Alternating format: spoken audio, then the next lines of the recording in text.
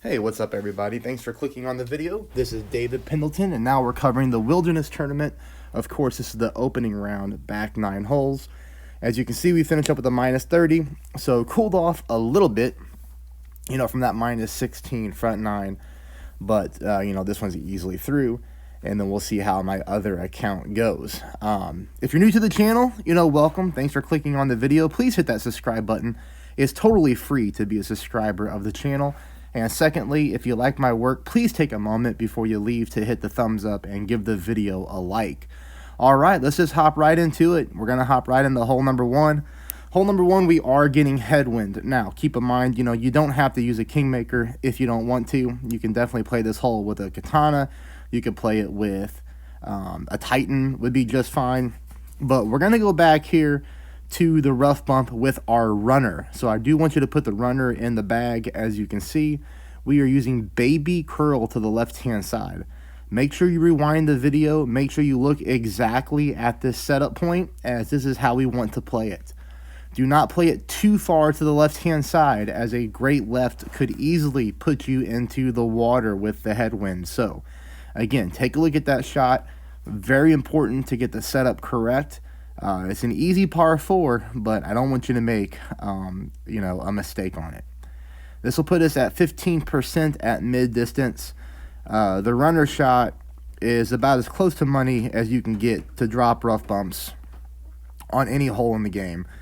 This one just plays very consistent. It's very smooth. You see here, we just apply the top spin, making sure that we put our ball guideline through the hole just like that. I have my entire yellow ring in the rough with about half of my red ring in the rough.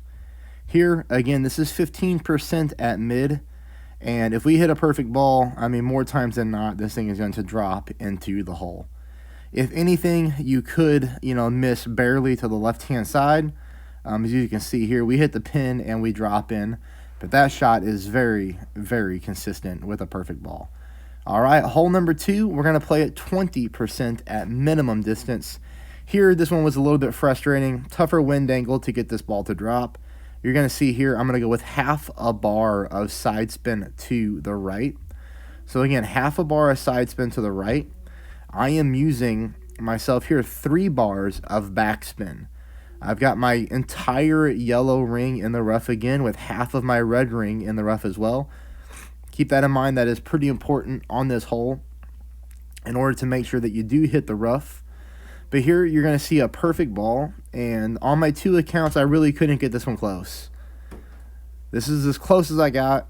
We're going to leave it short and about half a green square left of the pin. That shot does need some tweaking. Hopefully some of you are able to pick it up and then post in the comments how you were able to pick up the hole-in-one. So here we go for hole number 3, 10% at max. Yes, you could go bombs away with the Berserker, Evert, a Titan, and go from fairway to fairway.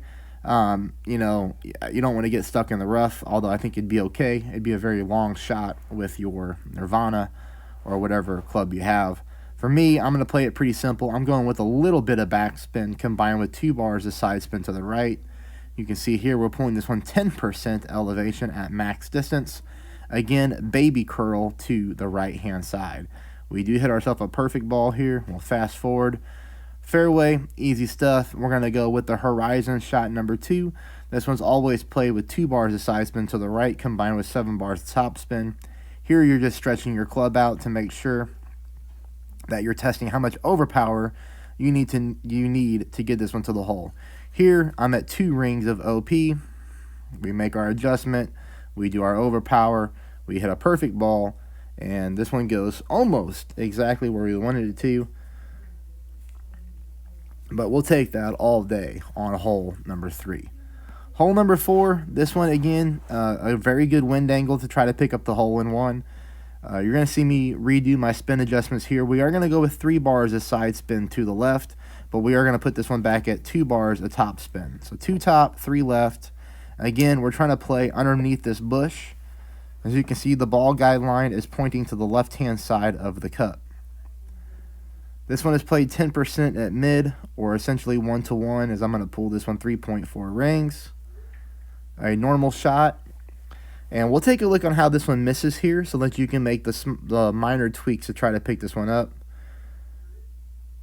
That's about as close as you can get without going in. So we just barely missed this one to the right-hand side, just like that, even though our setup was offset to the left, just like this. So that's just how the ball's coming out of the rough. That's how the ball's rolling on the green. So again, there was our setup point right there. Let's move that over a fraction to the left-hand side to pick that one up for a hole-in-one on hole 4. Hole number 5, at this point, we just had to go bombs away. I mean, you know, we're getting the tailwind here, so we're not going to do the layup option. We are going to go for green. You have to, this one is going to throw some people off because you can't hit the tree, right? And that's going to happen to some people. So here's where I'm setting up. You see this tree, there's 2 trees, okay? We're setting up on the right-hand side of the tree. We're playing very close to the tree line. Look at my yellow ring. It's almost on the rough. There's a little bit of separation. We are going to adjust our elevation here. Notice that my ball guideline becomes distorted because it's hitting the tree right there. That is going to be okay. It was consistent on both of my shots and in practice. Here, we're going with overpower combined with half a ball to curl to the right. This is about 3/4 of a ball of OP to the bottom, and then about half a ball of curl to the right. We don't have to go max OP with an extra mile 8 or an extra mile 9. As you can see here, we almost get that ball to go in for a hole-in-one on a par 4. So we'll take that all day. Again, that setup is going to be crucial. So, you know, make sure you look at that one again because that's going to give you a very good opportunity for an eagle on a par 4. Here we go for hole number 6. Hole number 6, this one gives us our best chance so far with this wind angle to drop an albatross. We're going to be using the rough bump as we normally do on our drive. We pull this one 20% at max. We go with a little bit of OP combined with max curl to the right. We're just trying to push this one up the fairway and as far to the right-hand side as possible. And that's going to leave us with shot 2. Shot 2, I want you to try 35% at max. This one does play high elevation, especially with the way this ball kicks off the fairway and rolls onto the rough. The shot you're going to see me play is played 20% at max, okay? So again, I'm playing this one 20% at max, 2 bars of side spin to the left, about 1.9 back. And all I'm going to do is try to find that landing spot right there. I'm offsetting to the right-hand side of the hole. I'm not in the cup at all. So just like that.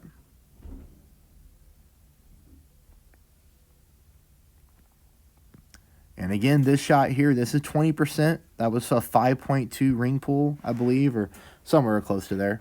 Perfect ball, but you're going to see here we do miss this one by a pretty good margin to the left. But, you know, I think the speed is pretty good for sure. That's perfect speed. But, you know, when we're 2 green squares away from the hole, we really need to up the elevation. So my guess is 35%. Do I think if I would have played 35% and hit a perfect ball, it would have been an albatross? I don't know, but it would have been close. So start there, and hopefully that one gets in there for you. That was tough, though. Not a lot of people are going to pick up an albatross on that hole at all, but that gives us a really good baseline of where to make our tweaks. This is going to take us into the next hole, which is hole number 7. We're going to play it 10% at max. I'm playing with the Katana here. You could make this easier and play with the Kingmaker. 3 top, 3 bars of side spin to the right. Do not go more top because here we're going to be playing with some overpower to make sure we don't accidentally clip the rough. It's not a lot of overpower. You'll notice I overpowered until the bottom of my ball touched the bottom of the target.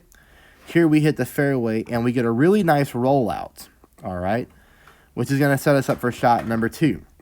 Shot number 2 is the one that I need you to pay the most attention on because you noticed our rollout. Not everybody will get that rollout.